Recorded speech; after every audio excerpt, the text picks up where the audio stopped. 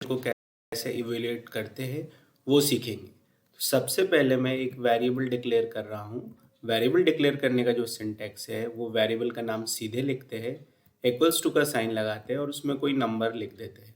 तो मैंने पहला जो नंबर लिया है वो 10 लिया है, जिसको वेरिएबल 1 में स्टोर किया है। फिर मैंने एक और वेरिएबल लिया है, उसका नाम मैं रख रहा हूँ वेरिएबल 2। उसके अंदर मैं कोई एक रैंडम वैल्यू अगेन रखता हूँ, 11 रख देता हूँ। अब इसको इवोल्यूशन करने के मैं आपको 3 डिफरेंट तरीके बताऊंगा। पहला मैं बताऊंगा आपको एक्सप्रेशन, जो कि एक एक्सटर्नल कमांड है, उसके थ्रू। जब हम एक्सप्रेशन कमांड जो कि EXPR होती है उसके थ्रू जब काम करते हैं तो ये जो कमांड है ये हमारा इंटरनल ना प्रोसेस होके बाहर से यानी एक्सटर्नल कमांड के थ्रू प्रोसेस होता है। ये इंटरनल शेल जो है उसको प्रोसेस नहीं करता है। तो उसके लिए हम लिखेंगे उस वैल्यू को कहीं स्टोर कराना होगा, तो मैं एक थर्ड वेरिएबल ले रहा हूँ sum1, उसमें इक्वल्स टू लगाया। जब भी हम एक्सप्रेशन कमांड यूज़ करेंगे तो हमें बैकटिक यूज़ करना होगा। बैकटिक हमारा जो स्कैप की के नीचे जनरली होता है, आप देख लीजिए। इस कमांड को लिखेंगे हम EXPR स्पेस देकर। स्पेसिंग का यहाँ हमको विशेष ध्यान देना है। सम के बाद जो वेरिएबल जिसमें स्टोर करा रहा हूँ यहाँ बिल्कुल स्पेस नहीं है, और EXPR के बाद यहाँ पर हमारा स्पेस होना चाहिए।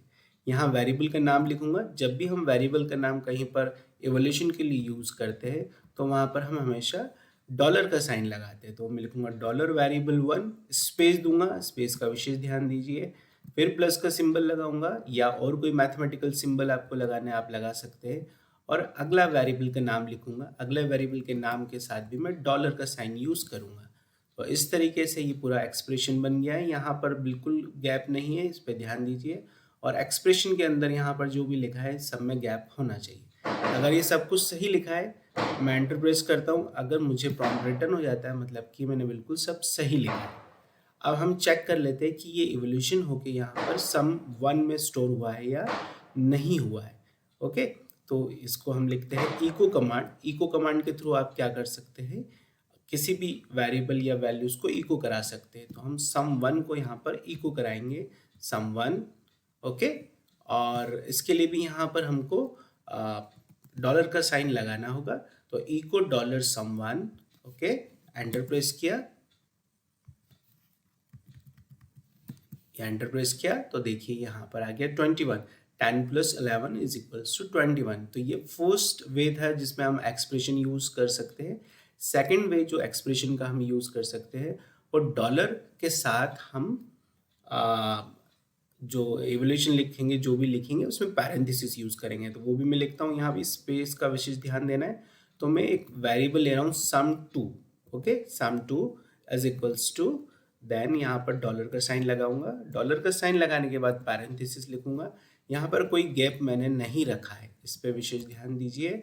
देन यहाँ पर हम वेरिएबल का नाम लिखेंगे जो कि डॉलर के साथ लिखा जाएगा। वेरिएबल 1 और वेरिएबल 2 क्योंकि मैं पहले से डिक्लेयर कर चुका हूँ, इसलिए हम इसके अंदर वेरिएबल जो 2 है वो यहाँ पर लिखेंगे।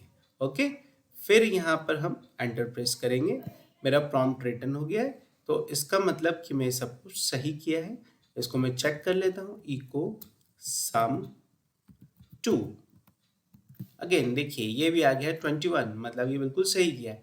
तो ये तो हम हो गया एक्सटर्नल जो एक्सप्रेशन कमांड होती है EXPR कमांड, उसके थ्रू करने के लिए।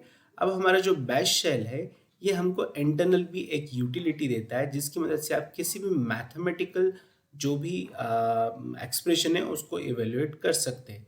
इसको इवेल्युएट करने के लिए आपको क्या करना है, आपको सीधे से ब्रैकेट लगा के वो सारी चीज़ें लिख देनी। जैसे मैं अब क्या कर रहा हूँ, sum3 के अंदर लेके जा रहा हूँ, =2 का साइन लगा रहा हूँ, यहाँ पर डॉलर का साइन लगाऊंगा और उसके बाद कोई कमांड नहीं, सिर्फ डबल ब्रैकेट लिखेंगे और जो भी मैथमेटिकल इवोल्यूशन हमको यहाँ पर करना है उसको हम डायरेक्टली लिखेंगे।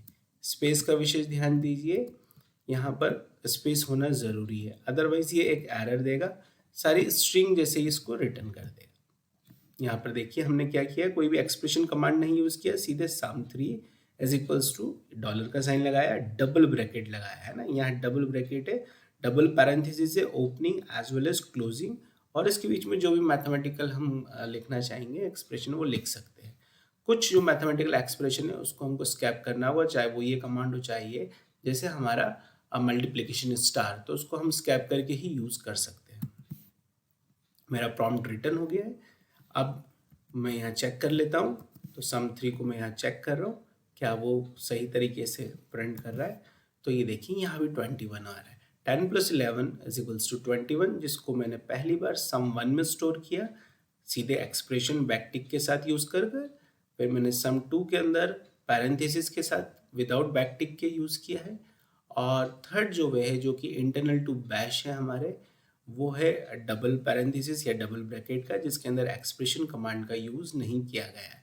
तो इस तरीके से आप कोई भी मैथमेटिकल जो भी आपके एक्सप्रेशन है उसको इवेल्युएट कर सकते हैं।